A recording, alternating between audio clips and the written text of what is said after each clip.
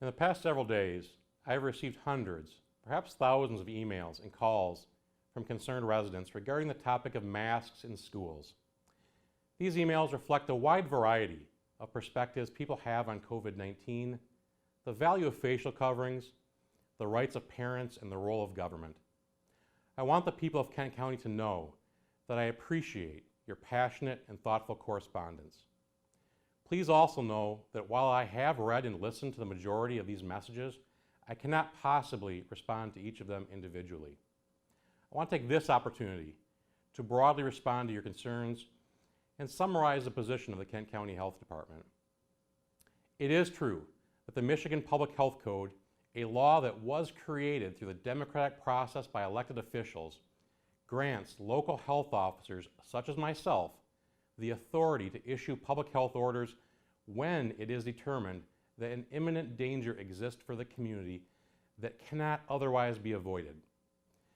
This ability is perhaps the most powerful authority granted to any unelected government official. I want you to know that it is an authority that I humbly hold with the utmost respect and only exercise in the rarest of circumstances.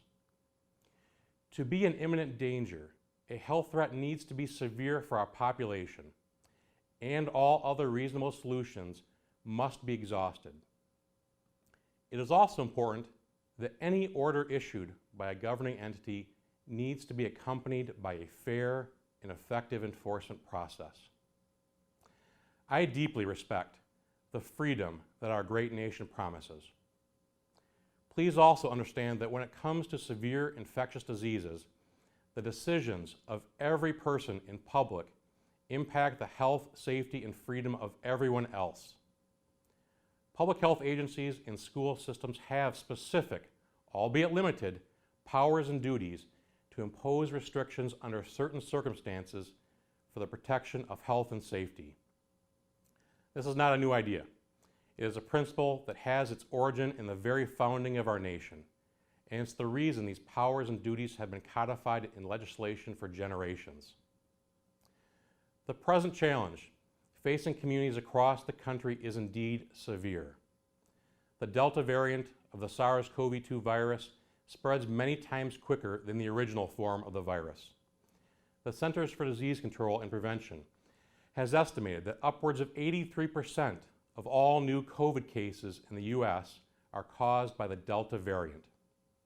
A person infected with the Delta variant will, on average, spread that infection to between 5 and 9 others, compared to the original form, which spreads to 2 or 3 other people on average. This current surge in new COVID cases began in the southern states and is rapidly advancing across the nation. Hospitals in those southern states are quickly reaching capacity. Over 90% of the intensive care unit beds in Florida and Texas are occupied due to this surge.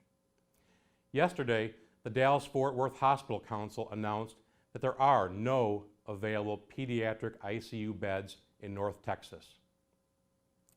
Sadly, there has also been a steep incline in the number of pediatric COVID cases reported over the past 6 weeks, from about 8,400 per week to almost 94,000 last week.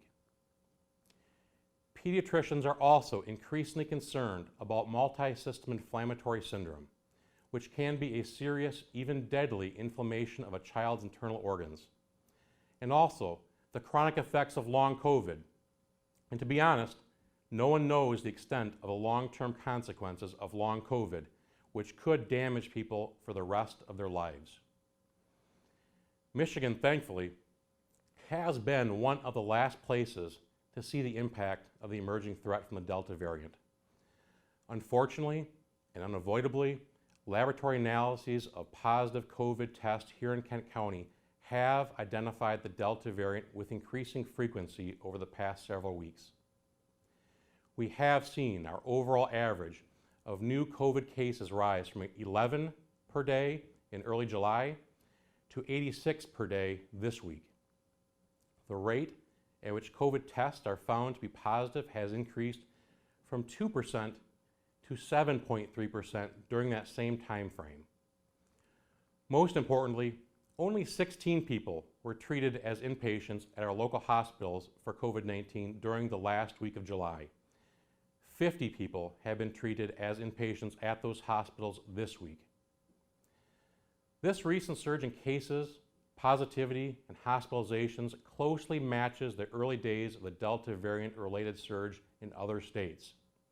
While models project that approximately 70% of our population has some level of immunity through vaccination and/or acquired immunity, a majority of the unprotected are the children of our community, especially those under the age of 12 years. I appreciate how frustrating it can be to interpret all the information about COVID.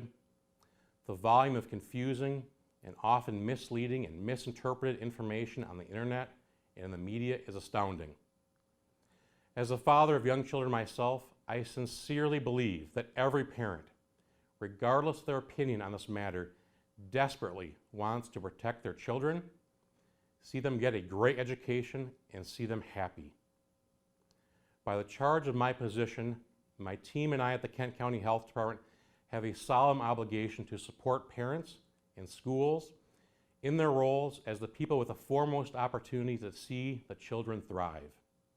And to be clear, at the Kent County Health Department, we're not nameless, faceless bureaucrats making declarations from thousands of miles away. We are the people who live and work here in West Michigan. We are your neighbors, your family, and your friends. Getting you the best information possible is important to us because it's personal for us. While I have earned a doctorate in public health with a concentration in epidemiology and have over 2 decades of experience dealing with public health crises, I never rely solely on my own understanding when making important decisions. Further, while I have a team of epidemiologists, a physician, nurses, other scientists, and professionals with many more decades of experience, I don't rely on their understanding either. Yes, I listen carefully to the community, but sound public health policy cannot be determined by who sends the most emails or rallies the most people to a protest. I always make sure that our information and solutions are supported by the research and conclusions of reputable organizations. I work with and trust the organizations and institutions which have a long and proven history of producing solid, reliable information. Organizations such as our local hospitals, research universities, professional associations of public health and healthcare experts, and the CDC. Additionally, and from the very beginning of this pandemic, the Kent County Health Department has also enlisted the review and guidance of external professionals from fields including pediatrics, internal medicine, industrial hygiene, ethics, and more. We are committed to making sure that the decisions and the recommendations coming from this department are always informed by the best information possible. The internet is full of websites and documents that are poor quality, biased, misrepresented, unsupported by subsequent research, and in many cases intentionally designed to undermine the confidence that the American people have in their systems and in their neighbors. To be frank, my team and I do not have the time to sort through and dissect every website, document, conspiracy theory, and purported piece of evidence that is sent our way. In conclusion, I am not issuing a public health order mandating masks in the schools at this time. This decision is due to the reality that not all options have been exhausted to prevent the danger before us.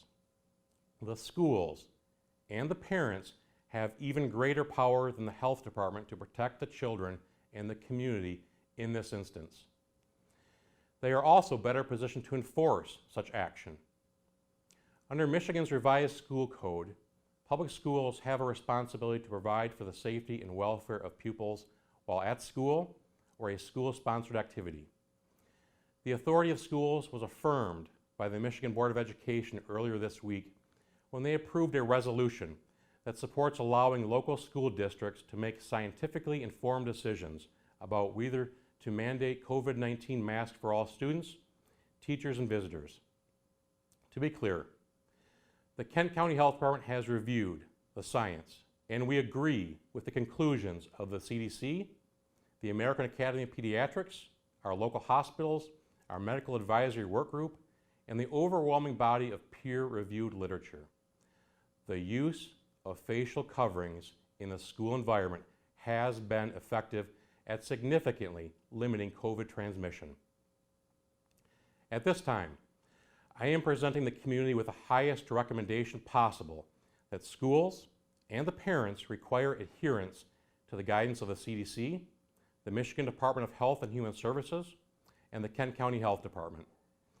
Above all, I expect that the children under the age of 12 who are not yet eligible for vaccine are protected through mask use and other proven prevention strategies. Concentrating unmasked and unvaccinated persons into classrooms is very concerning based on observations of what is happening in other parts of the country where the new school year has already begun. While my greatest concern on this matter is for the welfare of the children, please understand that if COVID transmission is accelerating in any part of our community, that transmission will inevitably spill over into other parts of the community. That could also result in the capacity of our hospitals and healthcare providers to deliver timely, outstanding care to be stretched to the limit once again. We must work together to protect their ability to care for COVID patients, but also to provide their full array of essential medical services. They cannot do that if they are faced with the same problems as their counterparts in other parts of the country. Like everyone else, I want to see schools open for in-person instruction and other activities without interruption. Our very best chance for that to happen is if schools, parents, and children embrace the strategies that have been proven to be effective.